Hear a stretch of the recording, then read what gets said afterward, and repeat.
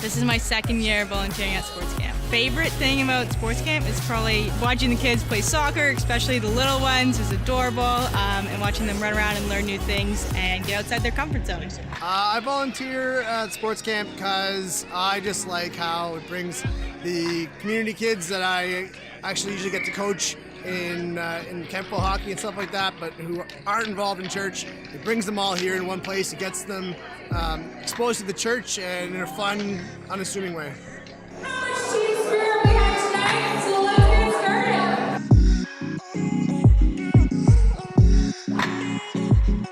This is my first year volunteering at sports camp. I think I volunteer because I find the church is a great environment to be around, and volunteering with the children just makes my day a lot more fun. I volunteer because it's a way I can serve the Lord with my gifts and talents. Sports camp is more than just sports. There's so many ways that you can give of your gifts and your talents.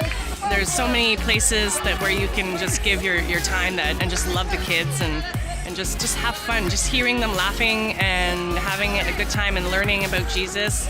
There's so many places where you're needed.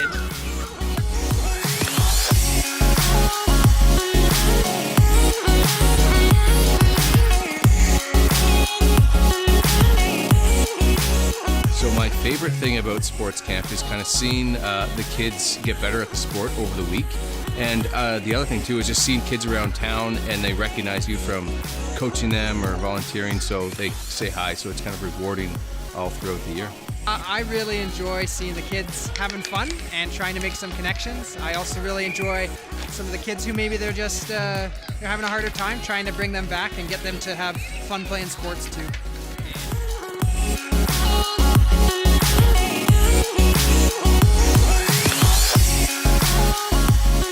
My favorite thing about sports camp is getting to teach other children about God and having them enjoy the time of learning more things about sports as well.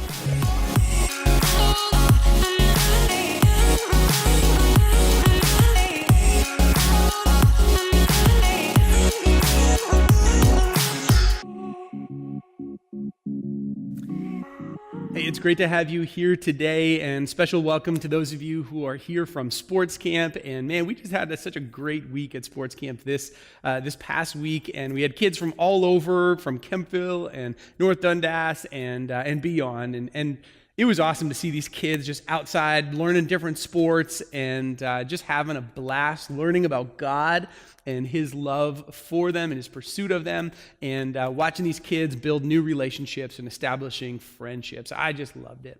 And as a parent, I love seeing my kids involved in the church and learn more about God and influencing other people. I love that. It's a proud moment. But if you're anything like me, if you're a parent, I struggle sometimes with this work-life balance type of thing, and really I sometimes feel pulled away from being a dad or being an influential part in our family because of the busyness or the success of work, right? And I don't know if you struggle with that or not. I don't know if that's relatable to you or not, but some things that I'm wondering in my life is how do I win in my work life? How do I do well in my work life? And then how do I win in my family life? How do I win as a parent? And what I'm beginning to understand is that kids and raising kids, man, relationships are so vitally important in our kids' lives.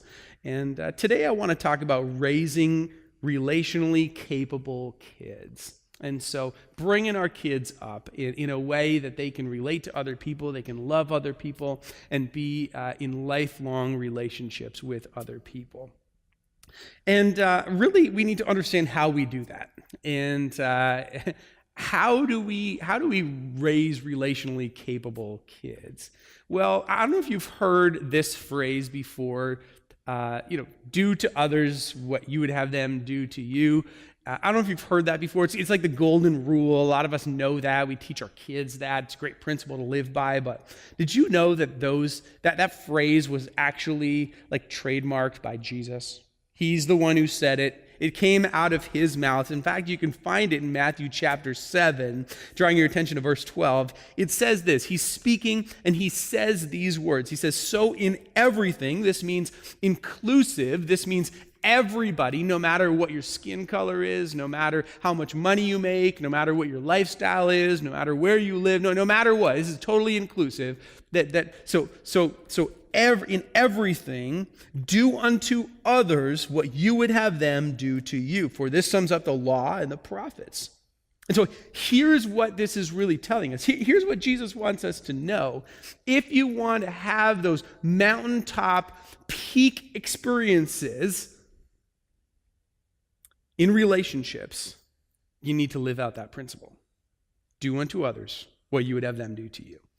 If you want to get to that pinnacle, you need to really live that out. And this is what you want, and this is what you need to build relationships. Do to others what you'd have them do to you. This is what you need to do to have successful business. This is what you need to do to have a great team or sports team. This is what you need in communities. Do to others what you would have them do to you. This is what you need in a great family experiences. This is what you need in a great staff team. This is what you need in a great church, and to live out all that God has for you. It's just do to others what you would have them do to you. It's just the golden rule, and everything would work far better if we could live this out. Treat others the way that you want to be treated. But how do you do that? How do you treat other people the way that you want to be treated? Check out verse 7 here in Matthew 7. It says this: ask and it'll be given to you. Seek and you will find. Knock and the door will be open to you. For everyone who asks receives, the one who seeks finds, the one who knocks, the door will be opened. Verse 9, which of you, if your sons ask for bread, will give him a stone?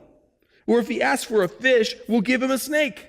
If you then, though you are evil, know how to give good gifts to your children, how much more will your Father in heaven give good gifts to those of you who ask? Then it goes on in verse 12 to the golden rule. So in everything, Jesus says. So how can I treat others the way that I want to be treated? Well, as a child of God, I can treat other people the way that I want to be treated because I understand that I have a heavenly Father who treats me perfectly. He loves for me. He covers me. He cares for me. He fills me. And so because of that, I have the ability to do that for other people. But the problem here is that a lot of us, we can't give ourselves away and be about other people because we are so wrapped up in ourselves. We're so wrapped up in the way that we look, or how much money we make, or the makeup that we wear, or the Instagram photos that we take, or the clothes that we put on, or the muscles that we're built. I mean, it's just I can't look after other people because I'm so empty inside that I need to look so great for other people to see. And I can't give to other people. I can't do unto others because I need to look after me. And we don't have any willingness to give away to other people. In fact, we are so wrapped up in us that sometimes we can't invest in other people at all. And so because you can have an identity with God because that's available to you, because we know that we can ask and we can seek and we can knock, we can give things over to God, that we can be filled with God because we know that we are centered in this. We should be freed up to love other people, right? It's like if you have a whole bunch of food in your cupboards, if you have a whole bunch of food in your refrigerator, it's a lot easier for you to go and give food to someone who needs some food, right?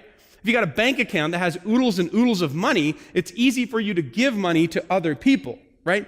It's easier to give your fuel away if you are fueled up. And if you get fueled up on a regular basis, you are filled from emptiness, then it overflows out of you, then you're able to give to other people. You're able to be about other people. You're able to give yourself away because you know that you can go to the refueling station, your Heavenly Father, and get filled up again, right?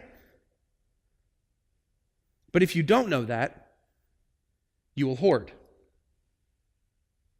See, this is true practically, and this is true relationally, right? The secret's out. If you want success in your relationships, if you want success in your business, if you want success in whatever you do unto others as you would have them do to you. Just do it, right? You just need to look in the inside.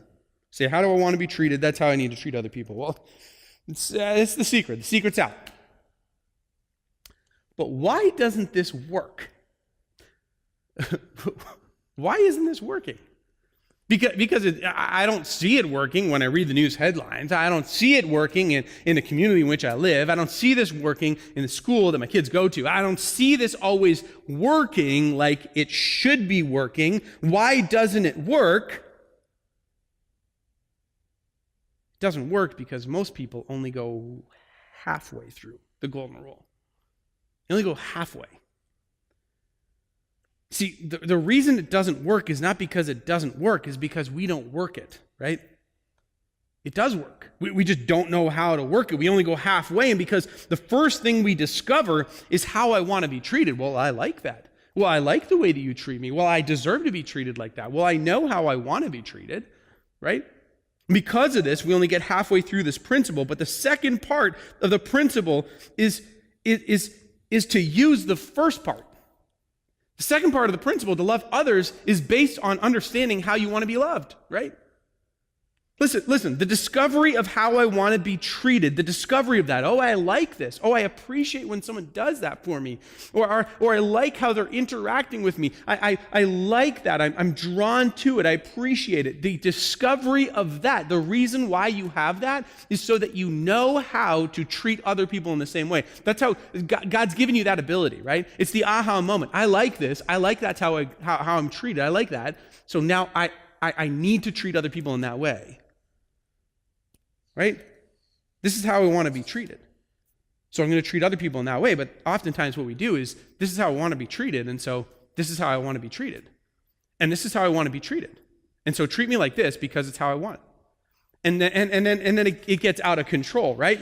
This is how I want to be treated, and then you have people living that out in all aspects of life, and we all understand, right? We all understand people who are kind of like self-centered in that. This is how I want to be treated.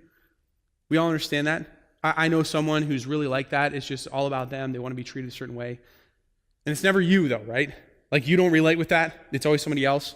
It's not the people of Southgate. It's the people who are in other churches or outside of the walls of the building or whatever. It's never us who are going through these difficult things. And in fact, oftentimes, we use the teachings of Jesus. Listen, we use the teaching of Jesus to tell other people how to treat us.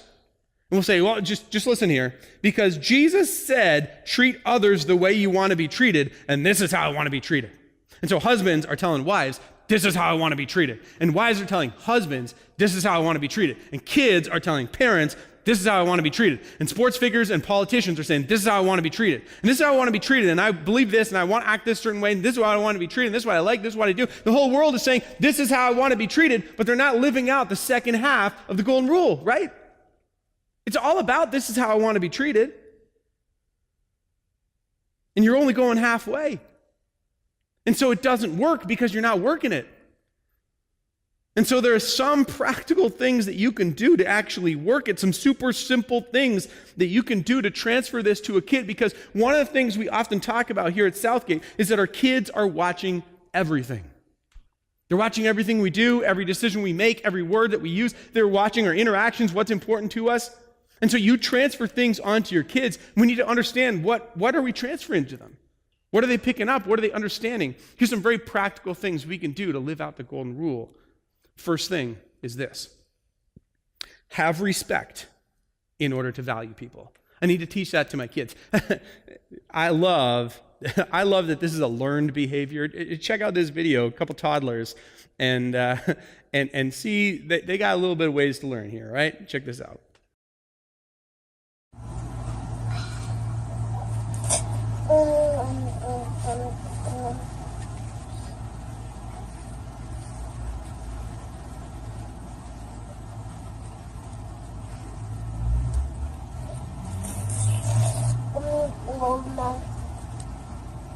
Oh!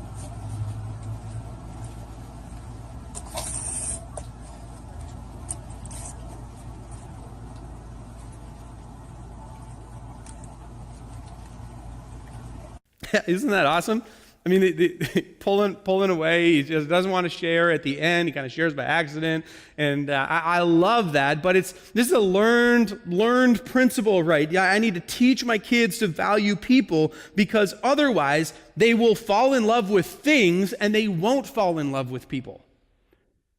They will be all about their things.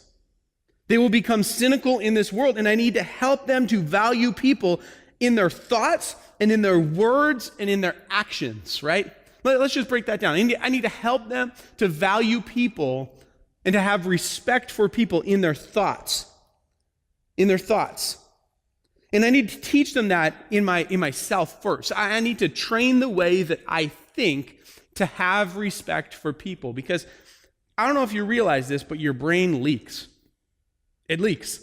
Because eventually what you think in here leaks out to how you behave and how you act. Deep down inside, your respect or your lack of respect in the value of people, it leaks out in how you behave, how you interact, the things that you do. You really need to train your mind to understand that people were created by God in God's image. I need to think that way. I need to understand, I need to think the thoughts in my respect for people, that people live forever, things don't. And I need to teach my kids that. People are important, they're made in the image of God, they're meant to live forever, and my PS4 doesn't, right? Or my scooter or my bike or whatever it is I have, it doesn't live forever. It eventually breaks, right?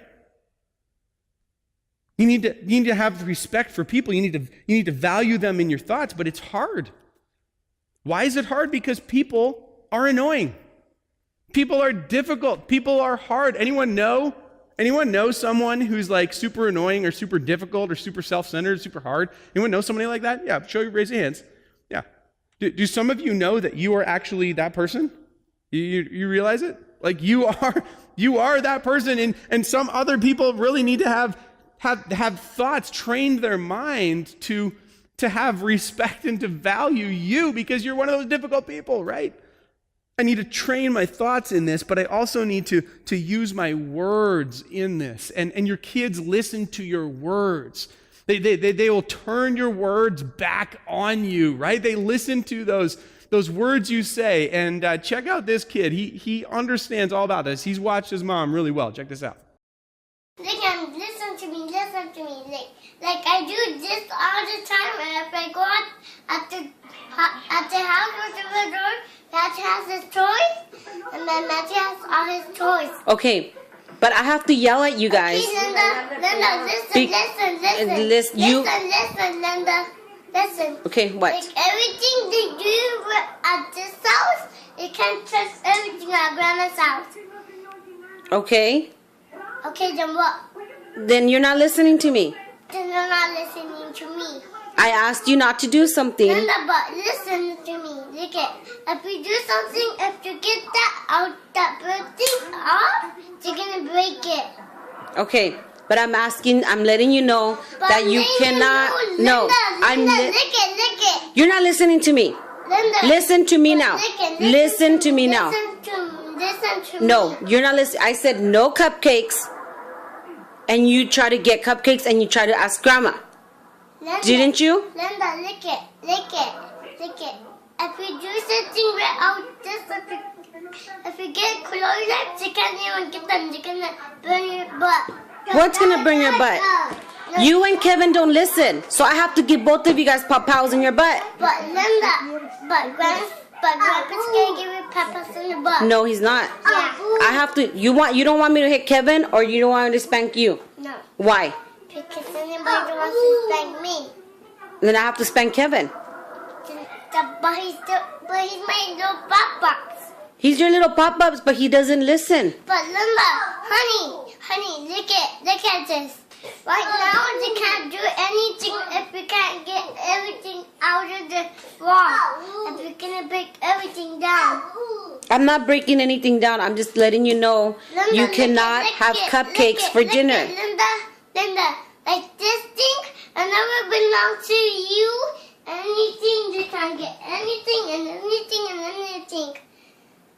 I'm done arguing with you. I'm not arguing with you. You need to listen to the things that I say, because I'm the mom and I'm the adult. Listen to me. All the time to get them this thing,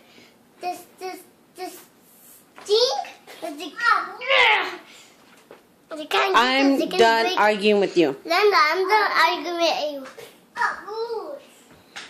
Yeah, we all have those phrases that we heard our parents use as kids, like, you just wait until your father gets home, or I'm sick and tired of this. And then the first time you say it comes out of your mouth as a parent, you're like, I can't believe I just said that. Like, that's what my parents always used to tell me, and now I'm saying that. See, the words that we use, they have power, and if we are going to teach them, we're going to teach our kids how to value people with our words, we need to train them in that. And so, for example, like in our house, we don't tolerate name calling, right? If we hear one of our kids calling the other one like a dummy head or whatever it is, right? We don't tolerate that. We don't use the word hate in our house. We never ever use it. You can hate things, you never hate people, no matter what. We don't hate people. And you train your kids, you bring them up. You use your words in a positive, uplifting way. You bring that into your kids' lives because they need to value and respect people. But if you are vomiting words of hate, if you are vomiting out these things when you get angry, if you're saying these, and then after that you're like, oh, come here, I love you. You really know what I meant. You really know that I love you. No. It's not acceptable. Your kids hang on to that. And if you keep doing that, your kids it'll break the bond of trust with your kids. Words demonstrate whether you respect someone. Second practical thing we can do, show compassion. Show compassion in order to value people. And compassion is really all about action, right? It's all about putting things into action. And when you show compassion, it adds value to people. And so Brayson, when he comes home from school at the end of the day, he's a second grader, he's going to third grade. He's our son. And when he comes home from school, he's not super interested in talking about his school day except for one particular part. It's during recess. He always tells me what happened that day between the third graders and the second graders. See, there's always a soccer game that happens out in the field, out in the play yard, and it is like a daily soap opera that I get from Brayson. I hear just about all the things that went on, all the discussions, all the arguments, and this wasn't fair, and this rule didn't happen, and that person scored, really got taken back, and the teacher interjected in this, and it's just like every day there's something new. It's kind of like I look forward to it at the end of Brayson's day to hear about how the interactions between the third graders and second graders went. But showing compassion is that third grader inviting a second grader to be on their team. Compassion is seeing your kids reach out to some other kid who maybe gets bullied or your child is just like does something to guard someone else or to help them out, right? Jesus showed compassion. In fact, one of the things that we're trying to instill in our kids is that we can value people without embracing their values. You know what I mean? We can teach our kids that all people are valuable. We value people, we love people, we respect people, but we don't necessarily value what they value. We don't have to embrace their values or what they believe. We still love them. But somewhere along the way in our culture, we've said that we need to embrace other people's values and beliefs in order to value them, and that's not true. Because you cannot love unless you agree with what they agree, what they believe, right? Like you can't love someone unless you embrace their beliefs, and that's not true. That's not the way that Jesus lived. Jesus valued people without embracing their values, right? Now, I'm releasing my kids into a world that values very different things than the teachings of Jesus. Of wisdom and love and kindness and respect and righteousness, and it's a very different world out there than the teachings of Jesus. You're going to go out there and you're going to value people, but you don't need to embrace people's values. I mean, in John chapter 8, we see this lived out in Jesus' life. You have the Pharisees and the scribes and the leaders of the day. They bring this woman who was caught in adultery. They bring her before Jesus. And in those days, if you were caught in adultery, what would happen is that people would have the right to pick up stones and to stone you to death. They would throw stones, it would hit your body, and you would die. If you were caught in the act of adultery, that's what would happen. And so these leaders of the day drag this woman out before Jesus because they want to really see how Jesus is going to handle this situation. He's going to pick up a stone. He's going to help kill this woman. And so Jesus is standing there. This woman gets brought out to him, and it says he's writing something in the sand. I don't know if he's got a stick or whatever. He's writing something in the sand. I'm not sure what it is. But But you can imagine he's just writing in there. And the leaders come up to Jesus, and they're wondering what he's going to do. Like, they're wondering, how are you going to react in this certain situation? And then he gets up and he looks out to everyone who's standing there, and he says, the person who is without sin, you can pick up the first stone. In other words, if there's any of you who haven't done anything wrong at all, who don't have any sin in their lives, who don't have any mistakes or addictions or anything, if you are like that, you pick up the first stone and you throw it at the lady. And then he goes back to writing whatever he's writing in the sand, right? And the next time that Jesus looks up, no one is there. Everyone is left because they're like, yeah, he's right. I do have problems. I do have issues. I do have sin in my life. And no one is there except Jesus and this woman. And Jesus stays because he actually doesn't have sin. He is the one without sin. And so, according to the law, he is still able to pick up a stone and throw it at this woman. But he doesn't. He shows compassion to her. He could have thrown the stone, but he shows compassion and mercy. But listen, he still calls out her sin. He doesn't go and tell her to keep living her life the way that she was living and go and have another affair and it's okay. Do what it feels good to you. This is how I want to be treated, right? Like, just go and do whatever, how you want to be treated, how you want to feel, what makes you feel good or whatever to meet your need. Whatever meets your needs, you go do that. He doesn't say that. He values her without valuing her beliefs. And this is really difficult in our culture now, isn't it? If we're honest, it's incredibly difficult. Because our society says that we need to embrace other people's beliefs and values, or we don't value them. And that is extremely far from the truth. And even churches, whole churches believe that, right? You can't actually call sin sin. You can't call people out. You can't uphold people to a higher moral level. You can't do that. But you need to. Listen, you need to call sin sin. Because you can't value people unless you do, because we know that sin is destructive. And if you know that something is destructive in someone's life and you value them, you have to call out what's going to ruin their life, don't you? To do otherwise, it wouldn't be compassionate. And so to show compassion to someone else is to help them to deal with some of the destructive behavior that they're in. But in fact, we're all sinners, aren't we? In fact, look around this room. If you want to see what a sinner looks like, you just look at the person sitting next to you. We all are. And to be honest, no one can pick up a stone and throw it, can we? We need to have compassion. Which leads me to the final thing we can instill in our kids to live out that golden rule is to make friends.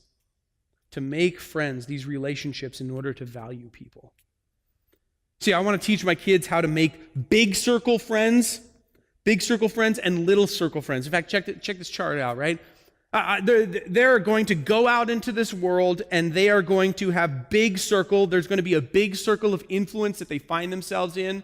And those are going to be their peer groups and their coworkers and their sports teams. It's going to be their maybe extended family. It's going to be out in the world. These are the teammates and the schoolmates and the neighbors. These are the people who they have influence over. There's going to be a big circle of influence here, right?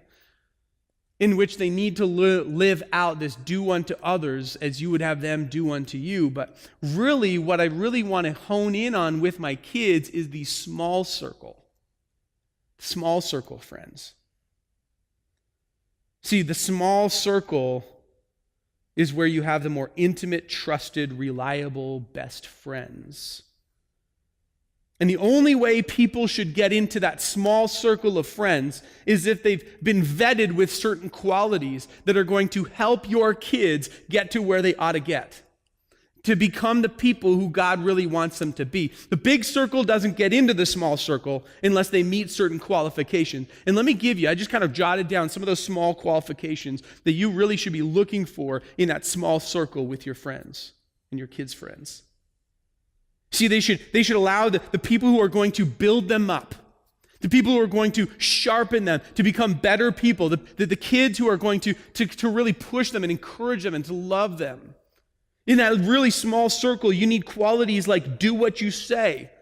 And the kids who say they're going to do something, they follow through with what they say they're going to do. They're actionable kids. They do what they said they're going to do. Something else you want in that small circle of friends is that understanding of give and take, right?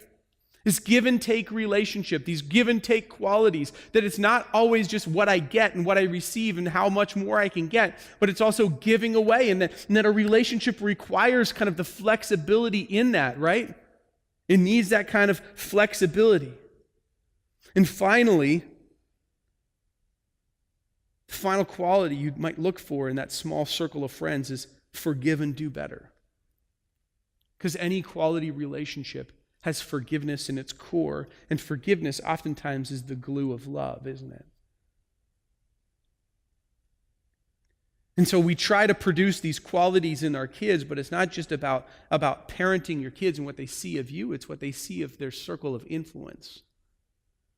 And as parents, you need to decide, how do I raise my kids in a way that the little circle of friends that they have are going to help them become all that God wants them to be? And who are those kids? As parents, am I helping my kids to have that small circle of friends? Is a small circle their teammates in the sports that they play? Is there small circle the group of friends that they have at school? Is there small circle the ones who they get together with on the weekend, or their neighborhood kids? Is the small circle in their lives the kids who they connected with at sports camp, or the small circle the kids that they're involved with at church and make kind of relationships? I mean, who are the small circle kids that you're allowing into your kids' lives? Because they're influencing, right? And so what qualities are you trying to produce in your kids? You don't really need a list of things. Really, what you need to instill in them is the golden rule that Jesus speaks about. Treat others the way that you want to be treated. Something that I try to live out as a pastor, that we try to live out as a church, that I try to live out as a parent. Let me pray. Heavenly Father, I thank you for sports camp and the ability to love others the way that we want to be loved. And we just thank you for the opportunities that you give us, God. We want to represent you well.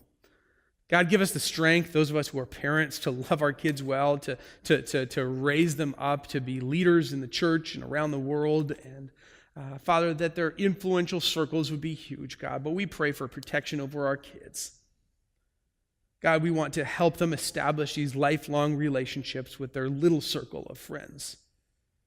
They would sharpen each other, that they would learn from each other, and they would grow into men and women that God planned for them to be. So, Father, we pray these things in the name of Jesus.